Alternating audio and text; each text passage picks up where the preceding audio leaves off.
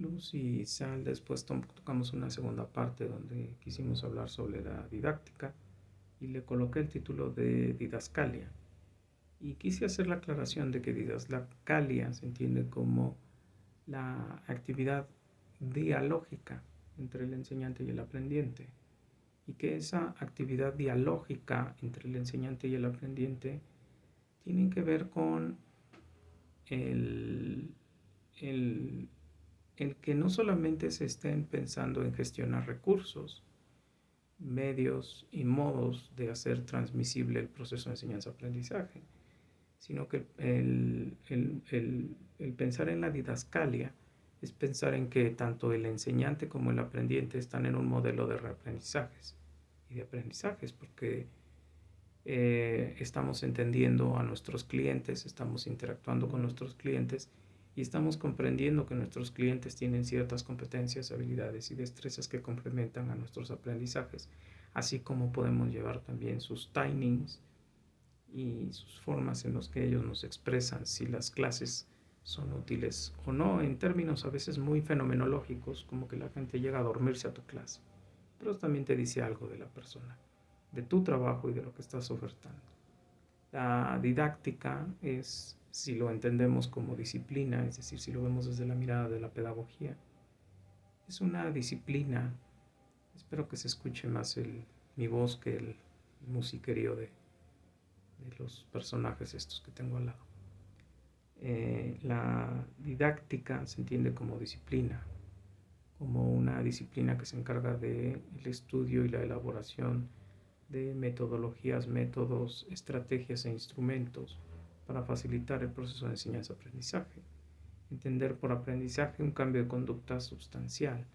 El cambio de conducta a veces no es visible, y era lo que yo decía, que a veces no necesariamente recortas, doblas, escribes, sino eres capaz de hablar de manera diferente. Se escucha cómo hay emergencias lingüísticas que son diferentes a lo que tú siempre estabas utilizando. Tus discernimientos y tu cosmovisión está cambiando.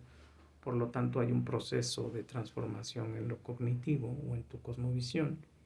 Y bueno, eso se refleja en tu hablar, en tu decir, en tu escribir, más que otra vez en habilidades observables como doblar, cortar, recortar, escribir, dibujar, colorear y demás, ¿no? La didáctica obviamente tiene que observar el medio en el cual se está insertando el discurso, pero sin dejar de observar lo que en el circuito de comunicación se llamaría el receptor. El receptor en este caso es el aprendiente o el adquiriente. Y el adquiriente hoy tenemos que tocar también la parte estética y la parte psicoemocional, porque hoy es parte del currículo el tocar las competencias blandas del individuo.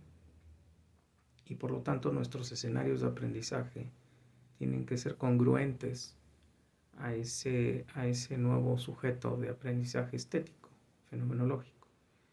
Por lo tanto, nuestros conocimientos no solamente deben de ser duros en términos de data, que yo seguiré insistiendo, no tiene por qué perderse la data, pero tiene que ser una data grata, es decir, una data que eh, detone en el sujeto el deseo de querer aprender.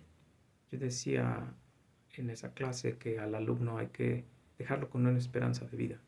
Nuestra didáctica tiene que esperanzarlo, que lo que está aprendiendo no es ni mínimo, ni poco, ni insignificante y no es trascendente, sino que al contrario, estamos poniendo la plomada de lo que va a ser el edificio del conocimiento, y entonces esa plomada tiene que estar bien hecha para que el sujeto, cuando entre a otros niveles, pueda adquirir los conocimientos en base a esas herramientas que tú dejaste en los primeros años de educación, ¿no? Decía una maestra, bueno, pues yo nada más enseño a escribir y a leer y eso no es mucho, y no, al contrario, si de verdad estás enseñando a leer y escribir y de verdad entendiéramos la dimensión de lo que significa leer y escribir, entenderíamos que hay un proceso cognitivo mucho más complejo que solamente encriptar y desencriptar o codificar y decodificar, ¿no?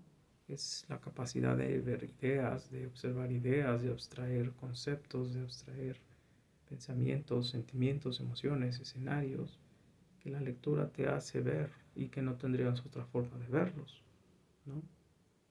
Pero siempre que tengas esta posibilidad de, ¿no? Igual escribir es una forma de expresarte como yo. Hoy que está tan de moda hablar de mi autonomía y de mi autodeterminación y mi conocimiento del yo, pues eso es parte de la escritura. O sea, en la escritura tú puedes dejarte ver en lo que estás escribiendo, sin sonar a poeta o artista. O sea, simplemente poder expresar cómo te sientes, cómo estás, qué es lo que tú piensas, cuál es tu opinión, cuál es tu posturalidad.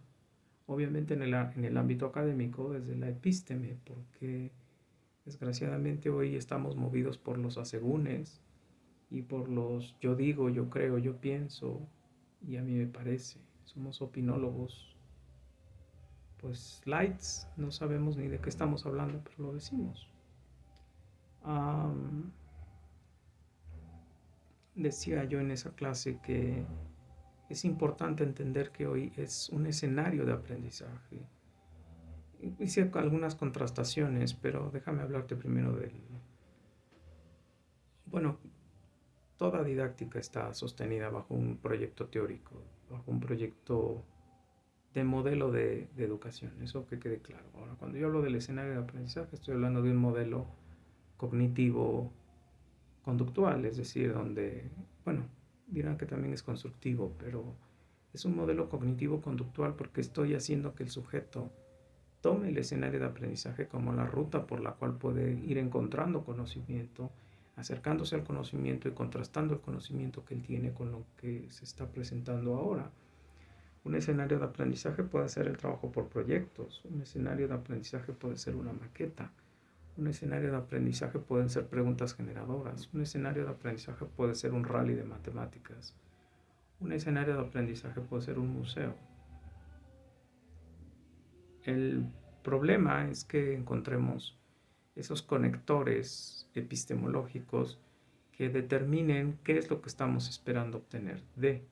Y eso nos corresponde a los enseñantes. Es decir, nosotros podemos explotar tanto como queramos un conocimiento siempre y cuando sepamos sobre el conocimiento que queremos explotar. ¿No? Hablaba hoy yo del ejemplo de la jarra del bien comer, del bien beber, perdón. Tú puedes explotarla tanto que tú entiendas las intersecciones que puede tener en tus diferentes campos formativos.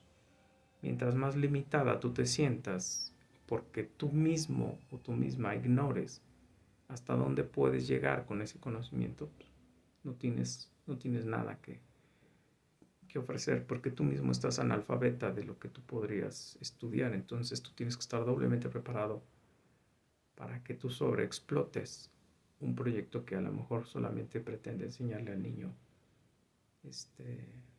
a comer bien, a tomar bien líquidos. Podrías usarlo para matemáticas, para ciencias, para muchas cosas que serían totalmente diferentes, ¿no? Hice contrastaciones en la didáctica cuando dije que uno puede ser un adiestrador, uno puede ser un entrenador, uno puede ser un coordinador, uno puede ser un modelador, uno puede ser un guía, ¿no?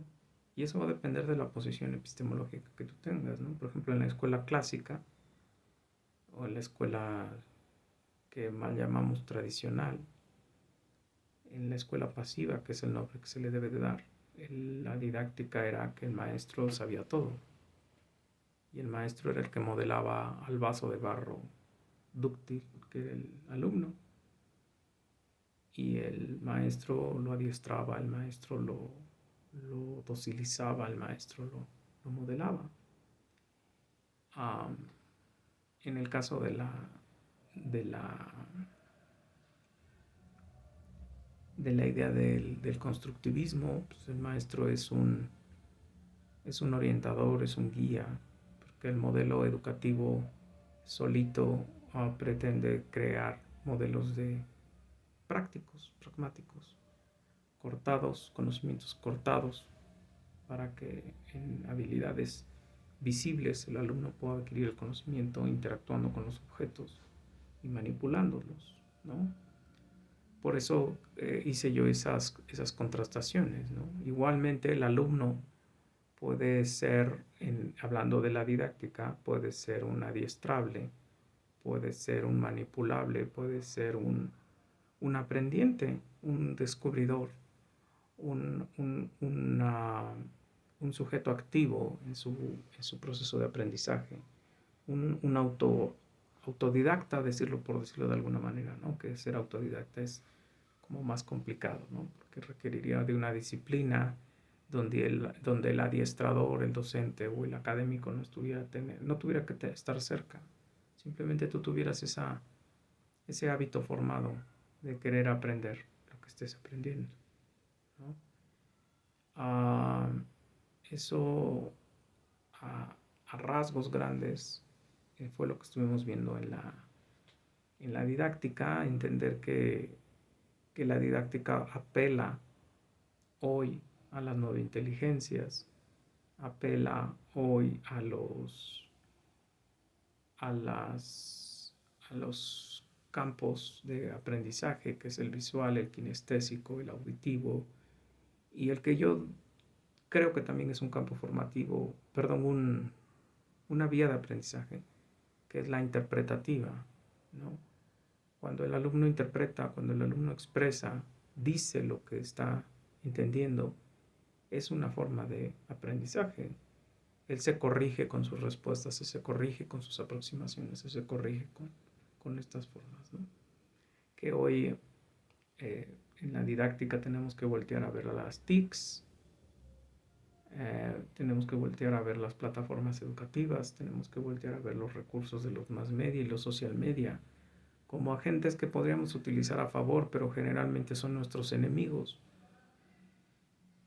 porque son mucho más estéticos, mucho más estéticos que lo que hacemos en clase. Es decir, son mucho más entretenidos, mucho más divertidos y mucho más alienantes que lo que nosotros hacemos en clase, ¿no? Entonces, por eso tenemos que estar a veces agarrándolos como nuestros enemigos, pero si somos otra vez hábiles, somos capaces de encontrarle a los más media ese formato que nos invite a aprender de ellos de una manera positiva y no en un embotamiento mental que nos involucione cognitivamente hablando. Pues voy a cerrar este video hasta acá. Espero que te sea útil, luz y sal.